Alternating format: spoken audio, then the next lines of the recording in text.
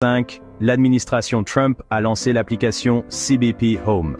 Cette application est conçue pour encourager les immigrants illégaux à quitter volontairement les États-Unis.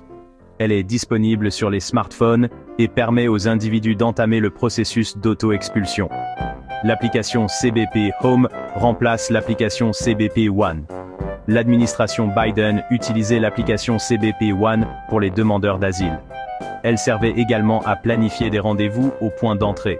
L'administration Trump a mis fin à l'application CBP One lors de son entrée en fonction.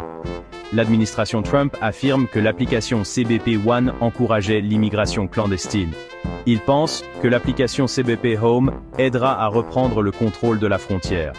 La nouvelle application fait partie d'une stratégie plus large visant à réduire l'immigration clandestine. L'application CBP Home offre des incitations aux personnes qui souhaitent se faire expulser. L'une des principales incitations est la possibilité d'un retour légal aux États-Unis dans le futur. Les personnes qui choisissent de partir volontairement via l'application pourraient avoir de meilleures chances d'obtenir un statut légal ultérieurement. Cependant, il y a aussi des conséquences à ne pas utiliser l'application. La secrétaire du DHS, Kristi Noem, a lancé un avertissement sévère. Elle a déclaré que les personnes qui restent illégalement aux États-Unis feront face à de graves conséquences. Le gouvernement recherchera activement ceux qui ne se soumettent pas à l'auto-expulsion. Ils seront expulsés et interdits de retour.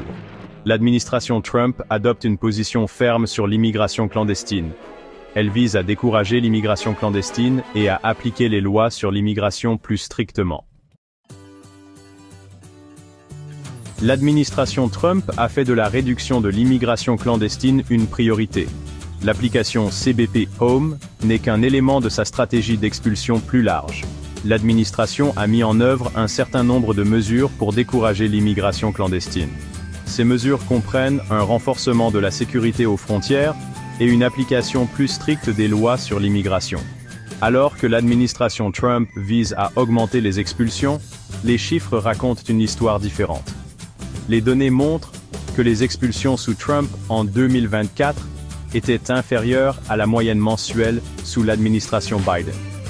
Cela suggère que d'autres facteurs, tels que la pandémie de COVID-19, ont pu avoir un impact plus significatif sur les chiffres des expulsions.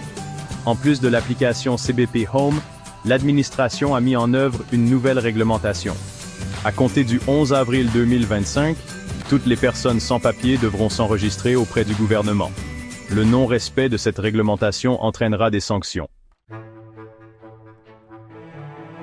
L'application CBP Home a suscité de vives réactions de la part des partisans comme des détracteurs. Les partisans de l'application, tels que la secrétaire du DHS, Mme Noem, estiment qu'il s'agit d'un outil nécessaire pour reprendre le contrôle de la frontière et encourager les personnes à se conformer aux lois sur l'immigration. Ils soutiennent que l'application offre un moyen humain et volontaire pour les individus de quitter le pays. Cependant, des critiques comme Colleen Pudzil-Cavanaugh du Migration Policy Institute craignent que l'application ne crée un climat de peur au sein des communautés d'immigrants. Ils s'inquiètent du fait que la menace d'une application accrue de la loi et d'expulsion dissuadera les individus de demander l'asile ou d'autres formes de recours légaux. L'impact à long terme de l'application CBP Home sur les schémas migratoires reste à voir. Il est encore trop tôt pour déterminer si l'application aura un impact significatif sur le nombre de personnes choisissant l'auto-expulsion ou sur la taille globale de la population d'immigrants clandestins aux États-Unis.